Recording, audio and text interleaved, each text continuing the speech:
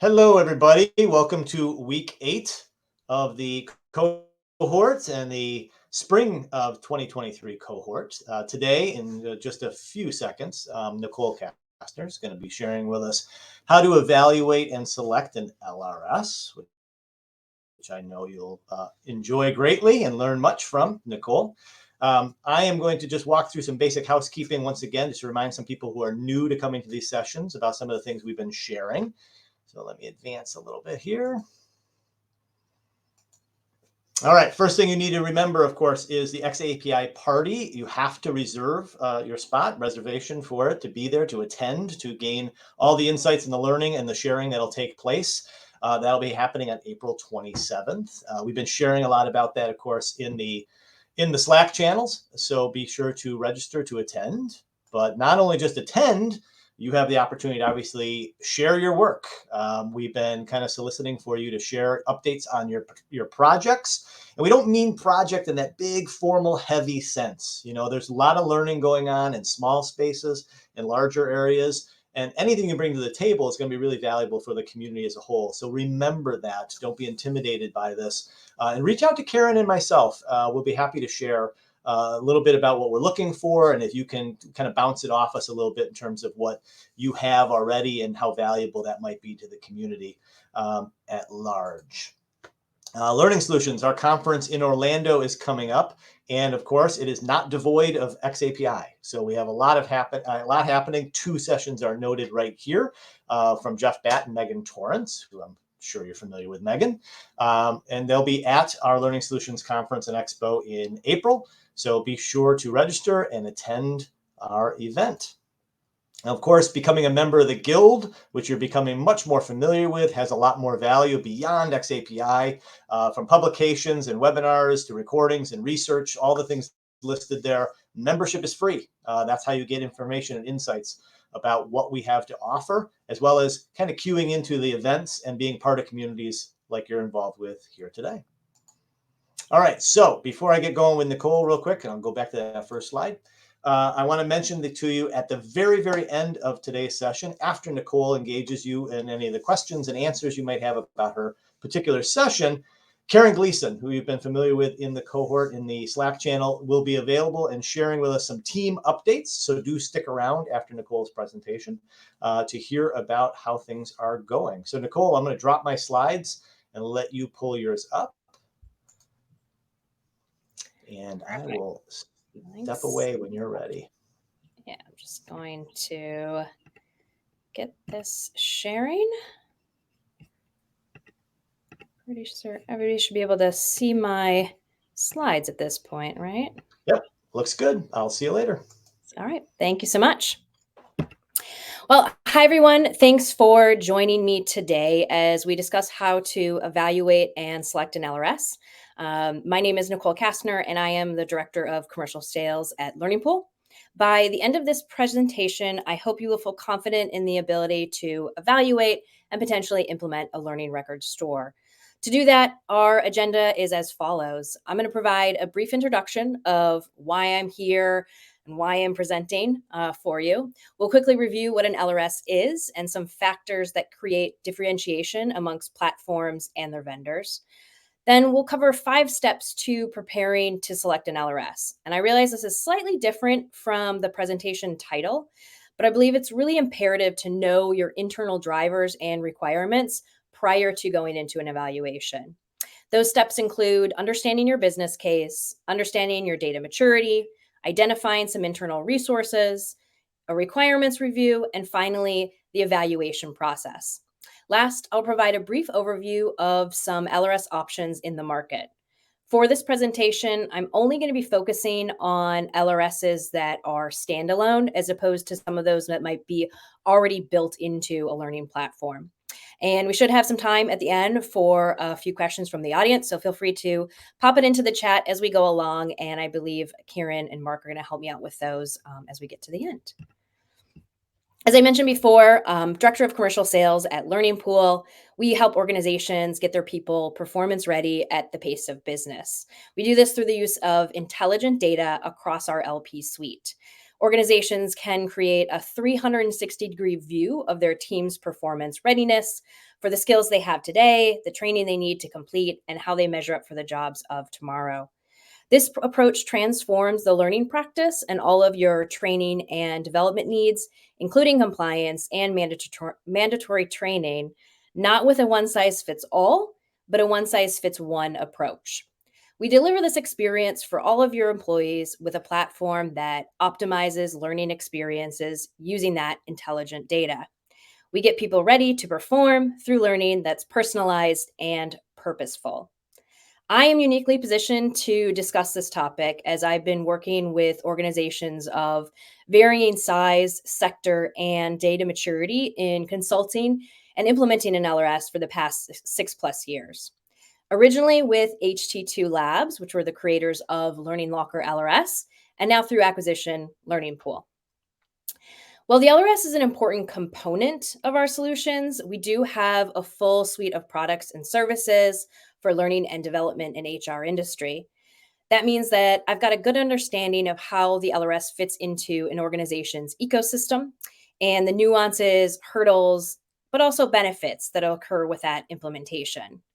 In addition, being in the sales vertical, I've had the opportunity to be involved in hundreds of evaluations and implementations of the LRS. That being said, today I will not be recommending any specific LRS platform, but rather focusing on ways that you and your team can prepare to evaluate and implement an LRS solution. I've added some LRS options later in the presentation based on the ones that I'm most familiar with. It's not going to be exhaustive, but it's merely a sample of the ones I've come across the most. Again, I won't go into too many details on those vendors, as obviously I'm going to know the most about Learning Pool solution. I know a decent amount about the others, but really not enough to kind of give you any specific guidance. So with that, let's go ahead and get started. So I wanted to start off this presentation with a brief review of what an LRS is. Now, this might seem slightly basic 8 weeks into this program, but I think it's worth reviewing to understand what's a baseline and what are extras. The ADL defines the LRS as a server, or a system capable of receiving and processing web requests that's responsible for receiving, storing, and providing access to learning records. My definition, which is slightly less techy, is a database that's going to validate, store, and send data in the xAPI specification. We're obviously not going to cover that specification today. I'm sure it was covered in some previous sessions in this program. Now, the value of an LRS is the ability to aggregate learning and performance data from a variety of different sources. Validating this data is in the correct xAPI format, which then allows organizations to create a single source of truth that is future-proofed from the interchange of platforms as your ecosystem evolves. The pluses I have here on the slide represent some of the other features, functionalities, and services that are provided by an LRS vendor. This is where you will start to find differentiation amongst platforms and will help you in making a selection based on your specific requirements. Well, I'm sure a number of you are thinking, well, that seems too generic. What about reports and dashboards and analytics? Those features actually aren't necessarily part of the LRS by definition. This is where a good understanding of what your requirements are will shape that LRS selection. I've listed here a few things to consider when you're actually evaluating an LRS. The first is scalability and performance. How complex is your learning ecosystem? And how much data do you expect to be sending and receiving? SLAs or service level agreements provide expectations to you as the customer around quality, availability, and responsibilities of service. Cost, which is pretty obvious here, but you'll find a wide range of costs from free to upwards of hundreds of thousands of dollars, depending on complexity, size, and agreement length. Budgets are a very real consideration, especially during this economic time. And when you start to layer in the fact that you might be implementing a brand new technology into your organization. Dashboards and reporting will come in actually a variety of different formats, styles, complexity, and even customization. Analytics which I'm actually defining as computed KPIs that tell a more expansive story about the data, in contrast to just your reporting, which tends to be tables of data. Some vendors will call the reporting and analytics aspect of their LRS an LAP, or Learning Analytics Platform. This is actually a separate yet integrated platform that uses the data from the LRS to tell that kind of more expansive story. Some vendors will provide professional services around implementation and the use of the LRS. This might be in the form of workshops or even extended implementation support. In line with that, we'll see integrations. Well, xAPI is growing in industry acceptance and requirement. There's still going to be a large amount of tools and platforms that do not natively generate xAPI data. And that doesn't mean that we can't get that data into the LRS. We're just going to need to transform it into the right format. Vendors may have some out-of-the-box integrations from common platforms. They may use a tool like Zapier, or they may create a custom integration, or potentially even consult you on creating that integration. Last, automation or other tools that use the data to do something else. For example, here at Learning Pool, we have a separate automation tool that allows administrators to create learning campaigns that are actually triggered by the xAPI data in the LRS. So this could come in the form of different nudges, texts, or even course enrollments. I expect to see more and more being developed in this other area as AI, automation, and personalization interests increases in our industry.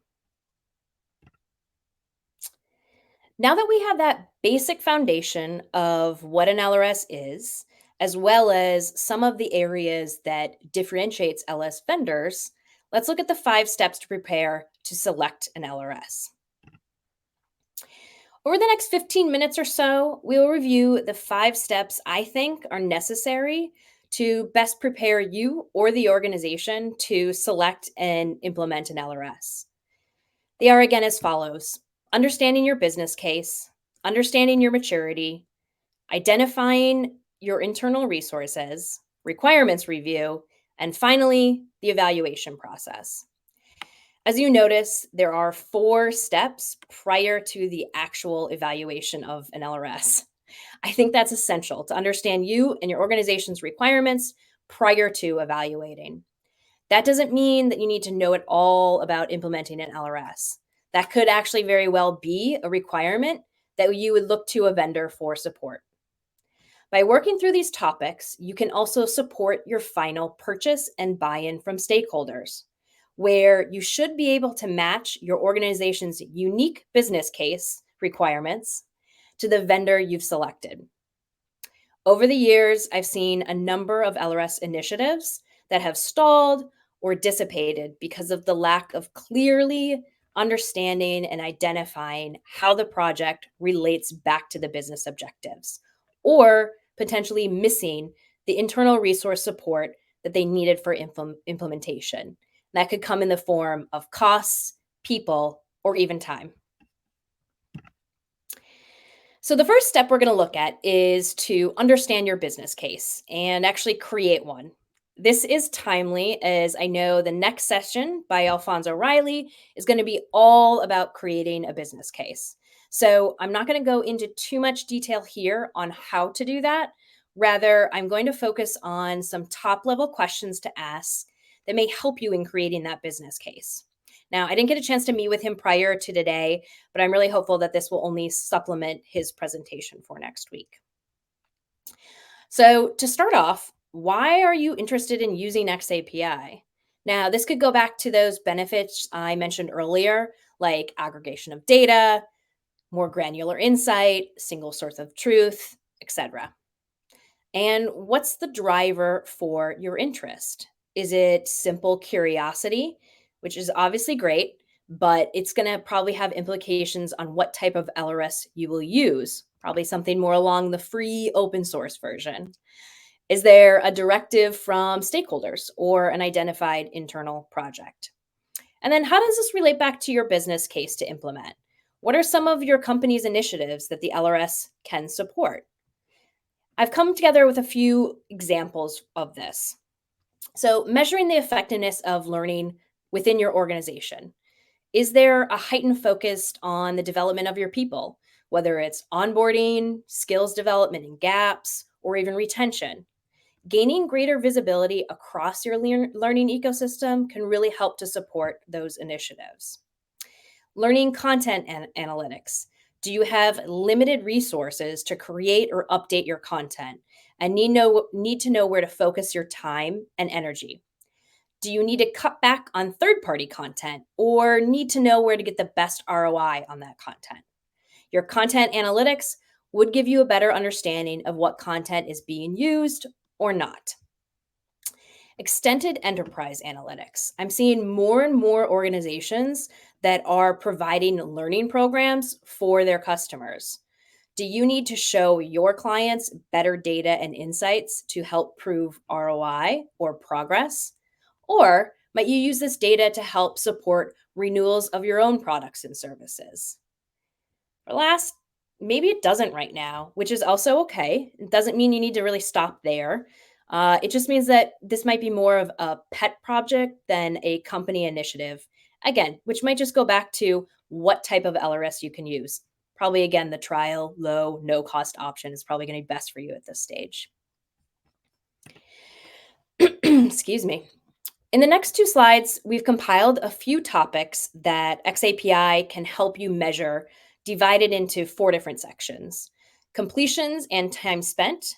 For example, are my users compliant and how long is it taking them to complete a course? With performance, where are my learners struggling or performing well? And what is the skill improvement over time? Engagement. How engaged are my learners and how has that changed over time? And content. Which courses are learners accepting as recommendations or most abandoned content? So, content that has been started but not completed in a consistent basis. Once you start to gather this data, you can then use that information to take specific actions that, again, relate back to your business goals. For example, for completions, you can start to create risk based reporting on your specific business requirements. For performance, you can create reports for your wider organization or stakeholders around impact of specific programs or even skills development, which I know is a really hot topic currently. For engagement, you can use positive trends on programs to capitalize on that engagement and share it with an even broader audience. And for content, you'll be able to use data to drive decisions on where and what to invest in. Again, this is just a sampling, more of a springboard as you look internally to find what's the most beneficial use to you and your organization. So once we've established the why via understanding the business case, we should look to evaluate your organization's learning data maturity. This step is key in understanding what gaps may need to be addressed internally and externally. In order to identify your data maturity, I will use the Learning Analytics Maturity Model as a guide to identify your current state and desired future state. This model sets out 4 different stages of data maturity. We have slightly tweaked this model to include an additional stage titled Starting Out.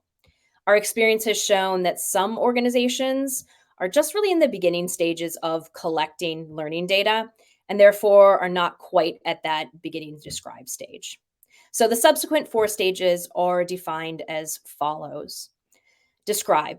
What does the learning data tell us about what things are happening? Analyze. What does the learning data tell us about why things are happening? Predict.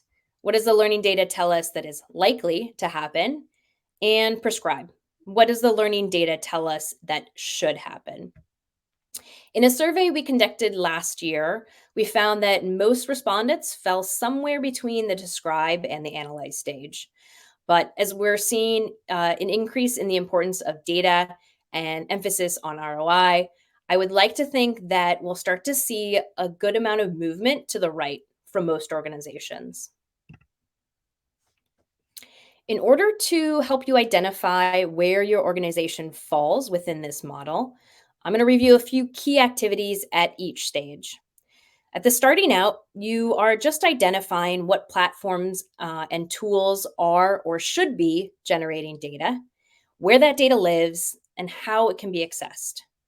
At the describe stage, you're able to track your learning data and create general reports and build dashboards.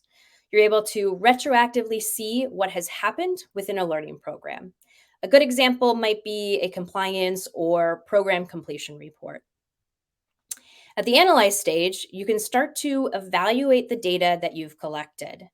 Data aggregation is key to see a total picture of your learning ecosystem and the impacts to the business. Here, you can start to explore and further understand how people are actually learning in your organization. In the fourth/fifth stage of prediction, we can take that understanding of data to the next level and begin to predict the outcomes of learning, whether it's to forecast performance or identify dropout, and ways to remedy or even improve our learning programs. And in the last and ultimate stage is prescribe. Here we take the data we're collecting and use it to create a personalized and adaptive experience within our ecosystem. By understanding where you fall in this data journey, it will allow you to identify the internal resources needed for this project. This will also help you identify the type of LRS and vendor that's going to best support you to move to your desired data maturity stage. Our next step here is to identify what internal resources you have for this project, from evaluation to implementation, and finally, business as usual. Like the previous steps, this will be important to help in your evaluation for the most appropriate LRS and vendor support. So, who's going to be responsible for the evaluation process, from initial requirements building to vendor vetting and ultimate selection? Do you need IT to do a thorough security review? Will there be a requirement to get final stakeholder approval? Or do you require internal developers for integrations? Who needs to be involved in the implementation? Typically, IT is required to support at various stages within the project. Who's going to manage the project on the client side, making sure to support the implementation timeline? Is there another team member that can be responsible for the initial review of reporting and analytics, ensuring that it aligns with your business requirements? And who's going to take over post implementation? Is there someone that's going to own the platform? This means ongoing management and a direct point person. If you're looking at a staged process to move up the maturity model, who manages that movement and ensures that the project continues to evolve? As always, relate it back to your business case. Do you have the necessary internal resources to implement the project? Again, remember, resources come in the form of people, money, and time. For example, if you know you need support from IT, but they're booked up with other projects, will your business case be a priority, or do you need to adjust your timeline? Now that you know your business case and the resources that you have to implement, you can begin to create your requirements for both the LRS and the vendor relationship. I've broken this up into two areas to review: platform and vendor relations, although they do go hand in hand, obviously. So, for platform requirements, are you thinking open source or vendor hosted? Open source means that you're able to download the code and use within your own infrastructure. The benefits of this is that you have total control and can make modifications as required. It's also a low cost, no cost option. There is not a cost to actually accessing the code, but you will need to pay for the infrastructure. One of the potential drawbacks of open source is that you do need some strong internal resources to be able to maintain and scale the platform. Depending on the complexity and scale, you may need some fairly experienced personnel. If you're looking for better analytics, you'll need to usually connect to a BI tool or another visualization tool. This, of course, requires that internal experience around data modeling, analytics, and potentially even integrations. If you're thinking more vendor hosted, This means that the vendor is going to be doing the managing and maintaining of the platform for you. You're still in control of the data, but you do not have to deal with the day-to-day complexity of security, scaling, and support. Things you may want to explore in a hosted model is, do you have access to the database, and how robust are the APIs? Next, you want to take a look at SLAs and security requirements. You want to make sure that you check with your internal IT on what sort of processes you have in place. So infrastructure use, hosting location, uptime, etc. These are all things to ask and consider in this evaluation process. In regards to dashboards and reporting, what comes out of the box? What can you customize?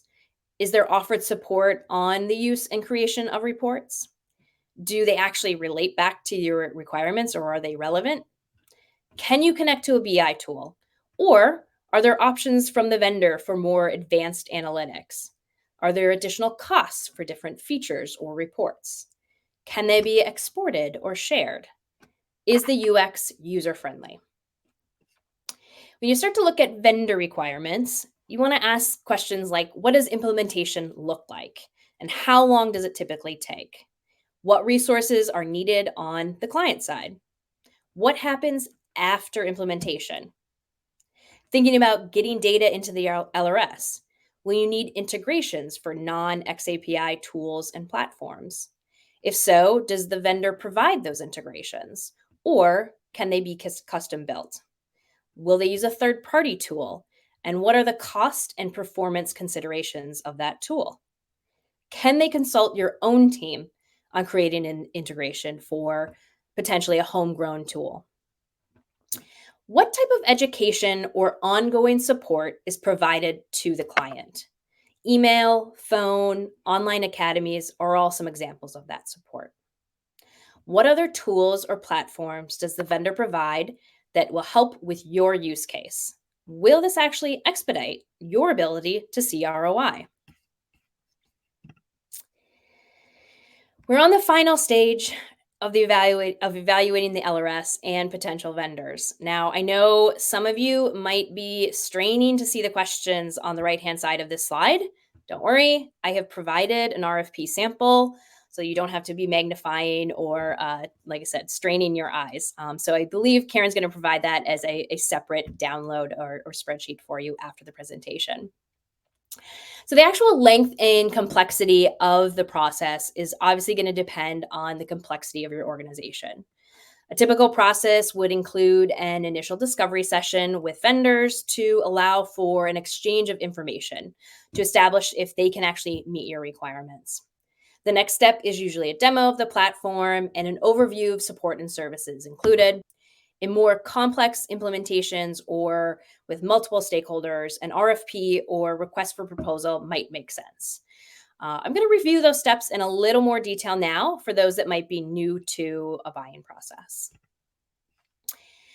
However, I would also recommend, as part of identifying internal resources, you may want to seek out what support you have internally on buying and implementing a platform.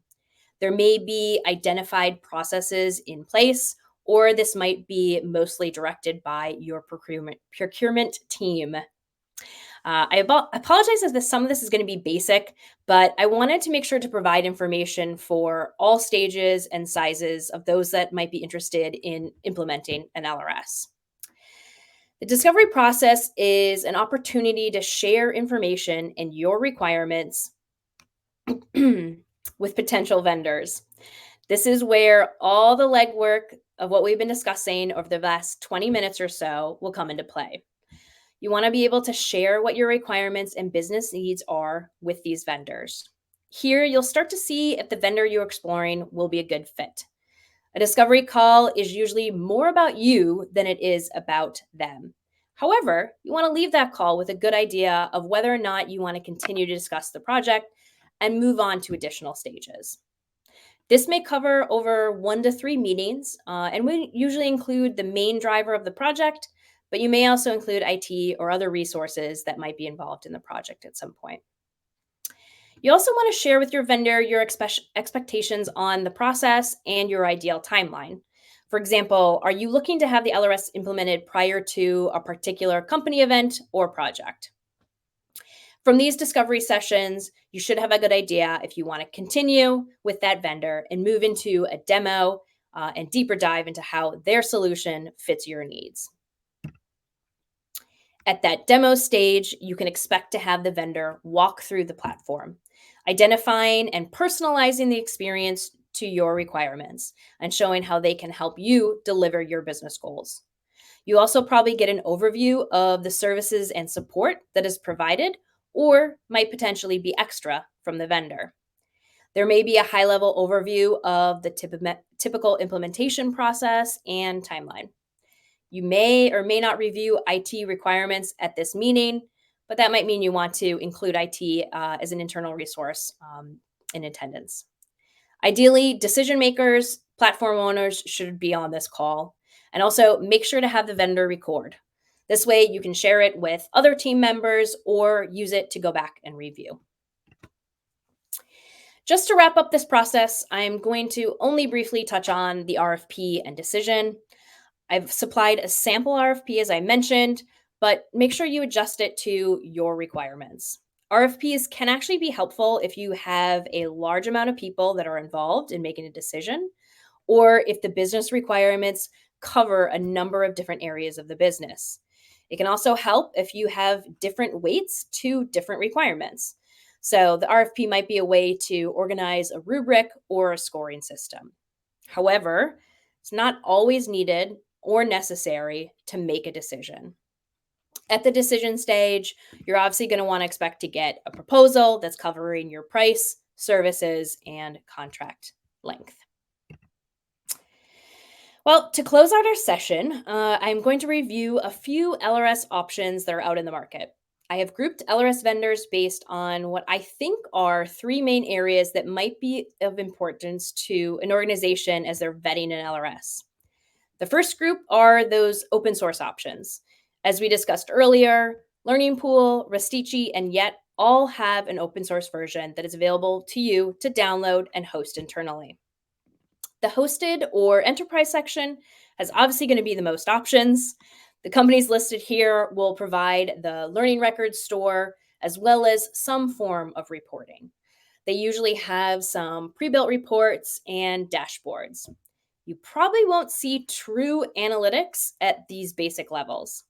If that is important to your organization, you may want to either look at the advanced options or connect to your internal BI tool if that's available. You'll really want to dig into the SLAs and performance, as there may be differences across these organizations. I found that most will have either a limited free version or at least a trial option. That being said, pricing and how that is measured will vary greatly. Some price based on the number of statements, the number of learners. Some may base it on infrastructure requirements. You may also see some additional costs for add-on features like types of reports or even integrations. The last section I've titled Advanced, as these three companies do something a little more than your standard enterprise or hosted. For example, they may have more advanced analytics or LAP or BI tool usage. With Yet, I know they do a lot of custom development around their open source option. You would also expect to find more advanced add-on options, whether integrations or tools, like I mentioned, are automation. Again, as I said before, it really is up to you to do your due diligence and use your requirements as a guide when making a final decision. Well, I hope that you all have found this presentation somewhat interesting and informative, and that you feel more confident and comfortable if you're exploring an implementation of an LRS solution. If you follow through with these steps supplemented by the presentation next week and those prior, you should be able to effectively evaluate and implement an LRS solution that's going to best suit your organizations and your goals. Thank you so much for listening. Feel free to reach out to me through email or LinkedIn if you have any questions. But I do believe we probably have some time now if there has been any questions in the chat. Hey, Nicole, there is no questions yet, but let's give everybody just a few seconds more to ponder. Sometimes there's a little bit of a delay, of course, because they're typing. So we'll give them a few seconds here to see. And just a reminder, when we wrap up, Karen will be joining us again to have some of the teams report out on how they're doing and what they're up to.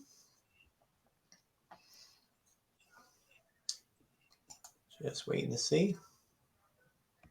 Doesn't look like we have any questions. Must have been a real thorough session, Nicole. Oh, wait, one just came through. I don't know if, do you see it, Nicole, or would you like me to read it to you? No, I see it. One of the main Okay. differences you may see from the LRS that come with a typical LMS system versus standalone vendors. That is a difficult question. I think that you really need to dig into whether or not that LMS actually has a true LRS. Sometimes we come across LMSs that say that they're using the LRS, but they're actually not. They may be able to somewhat generate xAPI, but it's not fully there. So I would just kind of lean into their actual LRS system and see if it's actually viable. And there's different ways that you can determine whether it's a viable or not viable, an actual LRS. So being able to add additional data from outside sources, being able to send that data out to other LRSs if needed. Definitely happy to talk you through it a little bit more, Monique, if you want. But I would really just kind of dig in regards to whether that is a true LRS or not. Let us know when the sample RF is uploaded as a resource. I think that's on Karen to upload. Yes, I will be uploading it momentarily. Right. And I think you'll have my slides too, if they would be of help. Any other questions? Have you known LRS to work well with Tableau? Yep, absolutely. I've seen organizations that will use Tableau, Power BI, Learning Pool uses Sisense. So yeah, it should technically work with any. You may need some help doing some data modeling, but yeah, definitely able to use with a BI tool. So I see there's another question in the Q&A, Nicole. Thoughts or insights on the current and future AI integrations? So I don't know. I mean, I feel like there is a lot there. I'm definitely not the creative type. I just like to see what my team creates or what other people create out there. I'm one of those that kind of lurks in the Slack channels to say, "Oh, that's really interesting. I wish I had thought of that." I think that there's going to be a lot around personalization. I think there'll be a lot around. I don't know. Like, I think it's going to be a really interesting space. So maybe more to see there, Renee, but I'm probably not your best resource on that. I'm just not very creative. All right, thank you for that. Are there any other questions? I'm just going to get the template up for you because I know everyone is kind of waiting for that. So there we go. So I'm going to get that up. And while so it is now, it'll be in the resources section, which will be which will be to the left of the chat box there. And anyone else have any questions? I'm just going to give it another couple of seconds here while we're seeing if there's anyone else. I'm not seeing any. So if you want to just wait on a second, Nicole, and maybe we'll get someone else to ask a question. But in the meantime, I've invited Doug Hahn to the stage. So Doug, if you want to go ahead and unmute yourself and share your camera. Hi, Doug. So Doug is going to give us an update on Team Chat GPT. Go ahead, Doug. Can you guys hear me okay? Yep, we can. Awesome. Yeah, Team Chat GPT is kind of difficult to say, so we've been unofficially calling ourselves Team Chat Souffle because one of our team members uses the AI to find souffle recipes and improve them.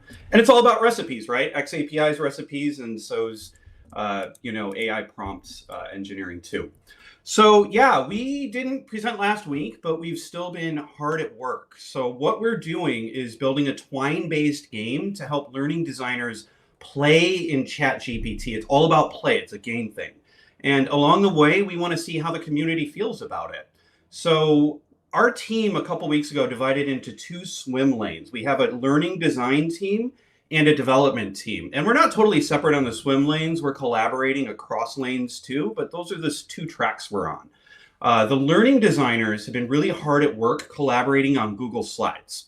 So what they've done is align with developers by thinking about interactions and verbs that they're going to have in the app to help everyone craft better xAPI statements. So we're doing that from the ground up. They've also done a lot of work narrowing scope to something reasonable and determining how they want to measure learning objectives, because it's a pretty big project idea, right? So right now what they're working on is an idea to get people to apply prompt engineering techniques to iterate over multiple choice assessment question design using the AI as a buddy system. They want to evaluate the quality of distractors specifically in multiple choice assessments that are generated by the AI. And they want to learn whether people love it or hate it, because hey, if everybody hates it and they want to throw it in the trash, that's okay. That's still data and it's really valuable. And what we want to do is learn how the instructional design community and the learning design community feels about these tools. That's part of this project. The LDs have been meeting on Zoom to align and get work done in co-working sessions. So they've been really hard at work. On the development team swim lane, we had a problem to solve. So it seems that very few people understand how to integrate xAPI into a Twine game. So we spent the last few weeks solving this in both the Twine GUI app and the command line Twigo environment. We now have xAPI running natively in Twine in both environments. We've published a website running on GitHub pages using xAPI within a basic Twine game that sends basic statements to our LRS using the team's core verbs. So we've also set up an LRS. The final output we're looking for down the road, the final product, is to build a website with all of the learning activities, and that's coming soon. It's going to have multiple tracks based on how the user initially feels about ChatGPT. Click I hate it, it's going to put you on a track. Click I love it, it's going to put you on a different track. And we're looking at using parent contexts for those subtasks. Now, many of us in the group are also looking for jobs, so we're hoping to write a white paper based on our results for the larger ID community. And we have a GitHub repo that's open source and open to the public, and we hope to produce a tutorial on integrating xAPI for Twine game developers. Right now, what are we looking for? Who do we need on the team? Because we're pretty far along, but we still need people. We want engineers who can collaborate in GitHub repos, who are familiar with JavaScript. We want data people who understand data and can give a check on our LRS and see what we're giving to the LRS and, be like, yeah, it looks good, doesn't look good. And we also always need more learning designers. And finally, as a technical project manager myself, I push teams to share fast and share often, even if it's far from perfect. So to that end, I am sharing all of our project docs in the chat right now. We have a project charter with all our to-do lists and our team members. We have a GitHub repo, and you can also check out the webpage that we have running. It's super basic. There's no real UX on it yet, but it's something. So take a look and drop us a line in ChatGPT if you have a question that the AI can't answer, because we can maybe answer it. All right. That's it for ChatGPT. That's Chat wonderful. Soufflé. Thank you, Doug. And yeah, I twist all over that ChatGPT. Team ChatGPT is very hard for me. Anyways, I have with us Bethany Klein. And Bethany, go ahead and turn on your camera and give us your team update. Hi, everyone. So I'm camera off today. I have a little bit of an upset infant with me, so we're going to stay off. But so our team is Team Storyline Spring 23. We are a group of lots of beginners and a few more intermediate and expert folks. We're really learning together. So our it's kind of hard to go after a group, the ChatGPT group, who seemed incredibly organized. We're really in the beginning stages. We meet after these weekly sessions, so you can find us in one of the tables. After the session concludes, it'll the table will be named our team name, Team Storyline Spring 23. And today we're going to be focusing on we have some interactions that we've thought about that we want to use xAPI for, so we're going to decide those. We're going to begin to write some statements, and we're also going to select an LRS. So we're still in the beginning stages. We'd love to have you no matter what level you are, but we also are learning as we go. So we definitely would welcome some intermediate folks to help guide us in our project milestones. Thanks, everyone. There we go. Thank you so much, Bethany. That was great. And we did hear your little one. I hope they sounded cute. I can't help myself. I'm a mom and a grandma, actually. So thanks so much for that update. And just so you know, these are updates. What have you done during the week? What do you need? What help do you need? You never know, because people do watch these recordings and they may say, hey, I'll go join their group because that sounds really interesting. So tell us what you need in your team. Give us the updates of your learning. And it's not a project, it's the show your work. Really, that's all we would like you to do, is to share with the community, because we always pick up something when people share. So thanks so much to everybody who has presented today. Thanks so much to Nicole, who has given to us how to find the Learning Record Store, how to get that. And I did drop her resource there in the resources tab, so you'll be able to see that to evaluate an LRS. And don't remember, please, the party, share your xAPI work. Please consider taking a few of those minutes to put in your call for proposal so that you can present a longer version of what your work has been. And that's what we're looking at. How has your work been? What have you done? Please share. That's all. Simple. And that's all we're asking you to do. So please do that. And with that, I'm going to thank both Nicole and Doug and Bethany and our host Mark Britz for being with us today, and all of you for sharing your time with us. Until the next xAPI session, please continue talking in Slack as well as at the tables in the lounge. Once you exit, go join a table and talk with your team, or just talk with some other people. Thanks, everyone. Bye-bye.